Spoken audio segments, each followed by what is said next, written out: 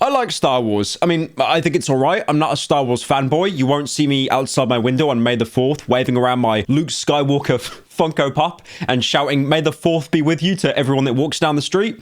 I just think Star Wars is all right. Now, the reason I say that is because there seems to be a trend that anything related with Star Wars, it has something good that comes out and then something absolutely awful that undermines any positives it had in the past. I could give so many examples. One that comes to mind is the Obi-Wan miniseries that kind of wrapped up the prequel trilogy leading on to the original trilogy. And that had some really good peaks. In the final episode of the miniseries, you had Obi-Wan confronting Darth Vader, and he was basically giving his entire argument how there's no hope, everyone needs to join the dark side. But you can see for a brief little glimpse that little bit of Anakin, that little bit of that child you saw in the original prequel trilogy before he became a complete asshole. And it was really, really good acting on both sides. What's the problem? Nothing, apart from the fact that you had to sit through 6 episodes to get to it. 6 episodes of mostly filler and slop. I'm pretty sure you've all seen the video, but just in case you haven't, when the Obi-Wan miniseries first came out, in the first episode, you've got Princess Leia outrunning a bunch of mercenaries. Not the adult Princess Leia, a child Princess Leia because of the timeline. And this Princess Leia probably came out the womb 20 minutes before filming, and the fact that she can outrun like 3 to 4 highly trained mercenaries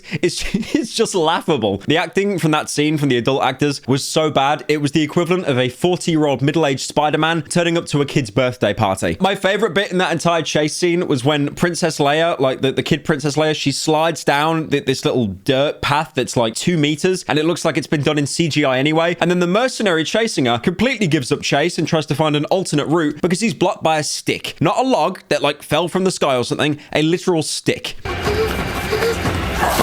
The Mandalorian is another example. I think Pedro Pascal is an amazing actor. He's great in The Mandalorian. Joel in The Last of Us, even though that has nothing to do with Star Wars. The Last of Us was so good. Halfway through, I kind of thought, why am I watching this and not just playing the game because it's shot so 1-to-1? Oh yeah, that's because as soon as the show finished, they released the first part on PC. Perfect timing. Now, Season 1 and Season 2 of The Mandalorian were really, really good. There were a few weird inconsistencies, like for example, I'm sure you remember in Season 1 with Pedro Pascal not wanting to be fixed by the repair droid because no one can see his face. He's got to keep his helmet on, despite the fact a couple episodes ago, he took his helmet off shot when there's a bunch of kids playing outside. Any of them could have seen his face, but you know, it's whatever. It's a good show. Until Season 3. Season 3 wasn't bad. It just became like a cameo heaven. It was like, oh, look, it's Jack Black now, and it's the guy that voiced Bowser.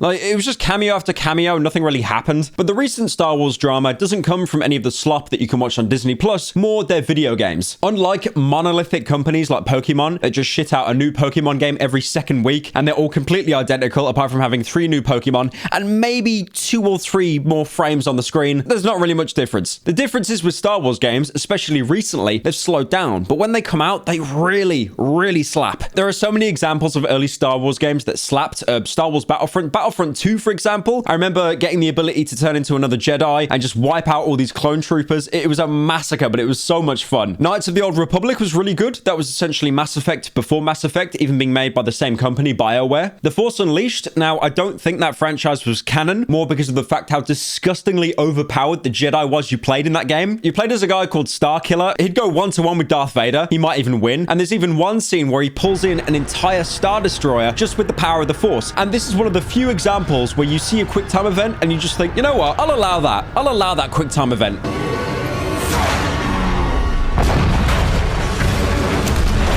These are all games I kind of heard from friends. I never actually played any of them. But one game I did play as a kid was Star Wars Republic Commando. And that game, even though it stumped me, it was really, really good. In Commando, you basically played as a modified clone trooper. I think he was called Boss. And then he had a bunch of other people called, I think it was Scorch, Fixer, Sev. They all had like different abilities, different aspects. And because they were modified, they all had different personalities and different voices. They didn't all just sound like Boba Fett. Oh no, oh it's me, man. Oh no, I'm a clone trooper, man. And I've been modeled after a bounty hunter, man, and I sound like I'm New Zealand. I might go open some Pepsi, but I've only got a Coca-Cola glass to pour it in, bro. Oh, no need to get some fish and chips, bro. That's how all the clone troopers sounded like, by the way. You can't argue otherwise. Like I said, in that game, you took control of a squadron of soldiers. You only played as one guy, but you could order the other characters around, and you needed to. You could stack up on doors, breach doors, go in stealthily. You needed to use squad combat because all the droids in that game, or whatever aliens you fought against, they were strong, man. They would stomp you. You could never 1v1 them. You'd basically need to use the 3 clone troopers you had as an Elden Ring gank squad to try and take anyone out because you'd lose. Now, to anyone that's played a 2005 game recently, or any Star Wars scholars, I might actually be overselling how difficult the game is. That's because when I played it, I was a literal 10-year-old child, and Mr. Beast or Markiplier wasn't available to watch yet. I think as well, looking at Star Wars games, there was a cancelled one called 1313. I remember seeing trailers for it constantly. It was something about like being set in a more gritty kind of Star Wars universe, one where there isn't Marvel one-liners every 5 seconds. And going off that reminds me how the original game Prey was going to have Prey 2 that was going to be more gritty, and that as well got cancelled, and instead we got Prey by Arcane. That's a really good game, and I think instead of Star Wars 1313 we got Star Wars Jedi. Now the Star Wars Jedi franchise has 2 games at the minute: Fallen Order that came out a couple years ago, and the one that just came out, which is Survivor. I'll be honest, in case any of you have lined me up for a polygraph test, I've never played Fallen Order. I have put some hours into Jedi Survivor,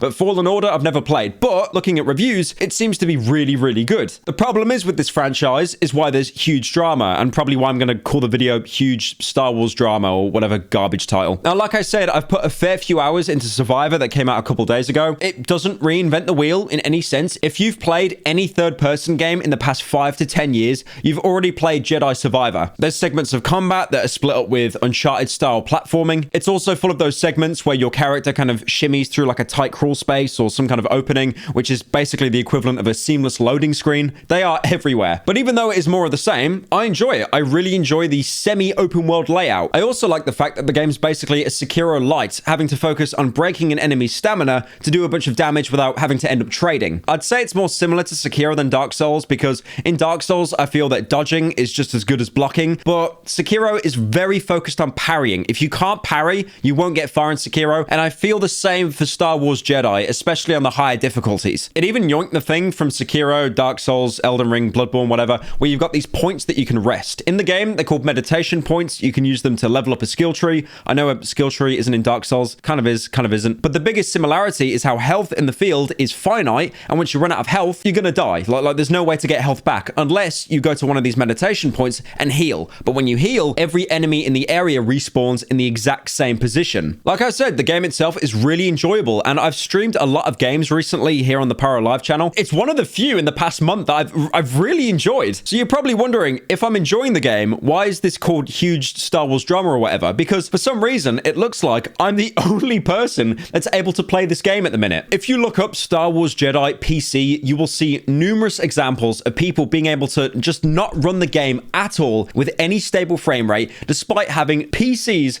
worth thousands of dollars. I've seen YouTubers that have been posting the best graphics cards you can buy on the market right now, and they're still getting the equivalent of a Nintendo Switch frame rate. Dude, this isn't even funny anymore. We're on 768p, all right? We're counting the pixels. Low.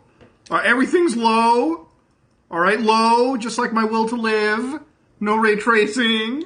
Even got the assist to ultra performance. Guess the performance. All right, we're getting close to the 60 there. All right, maybe one day we'll get there. Nope.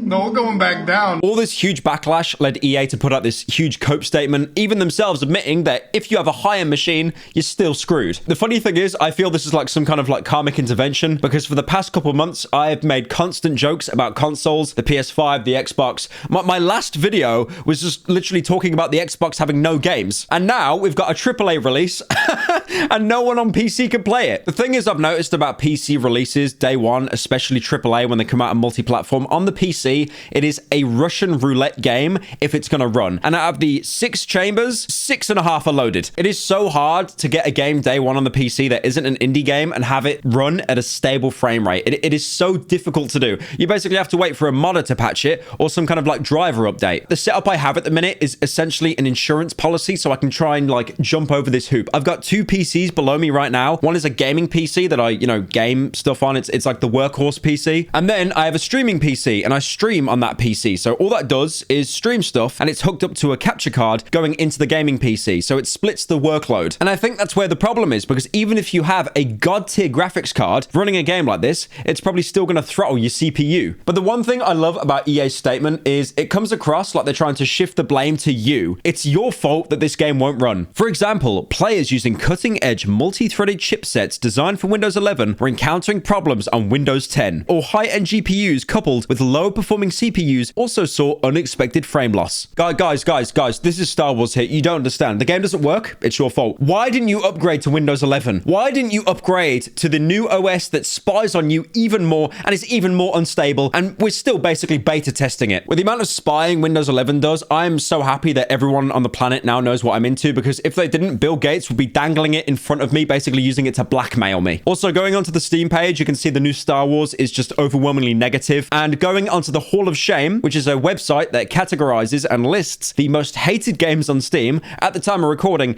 it is 57th place. That is 57th on the worst games on Steam. It doesn't sound that high, but I'm pretty sure there are 57 games uploaded onto Steam every millisecond. Now, this begs the question, if everyone on PC just cannot run this game above like 12 FPS, why am I able to stream it on like 2K 60 and have no issues whatsoever? I honestly think it's because the PC setup I have right now was future-proofed and it is so overpowered, I could basically run Cyberpunk max settings, Red Dead 2 max settings, and then mine Dogecoin on the side and not have any kind of frame drop. Also, getting into the specifics a little bit more, my PC, I'm using an Intel 13th gen CPU, which apparently works better with Windows 11. This isn't meant to be a brag, by the way. This is sad. This is sad about me having to like talk about my specs like it's the best thing ever, but you basically need to have a military hardware PC just to be able to run a new game. Oh yeah, sorry. Or have Windows 11. My bad. If anyone's wondering what my actual PC specs are, I'm going to flash them on screen right now. I took a screenshot earlier. I honestly don't understand what half of this is, and I know for a fact that all of these specs are probably going to be outdated in about 2 weeks, because that's the cost of PC gaming. You get 2 more frames than anyone on the PS5 and the Xbox at the cost of $3,000 more, and then it gets outdated. But yeah, honestly, I really enjoyed the new Star Wars. It just sucks that, again, day one, they just cannot seem to pump games out on the PC that run well day one. It's embarrassing.